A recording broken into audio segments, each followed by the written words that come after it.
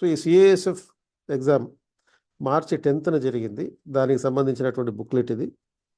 తర్వాత రెండో question, which one of the following are exclusive power of the Rajya Sabha? So రాజ్యసభకు ఉన్నటువంటి ఎక్స్క్లూజివ్ పవర్ ఏంటి? The power to initiate a money bill, not at all. ఇది ఎందుకంటే Lok Sabha power కాబట్టి. Then to declare a subject in the state list as a subject of national importance and thereby proposing a legislation on the state list. అది so ఇది correct.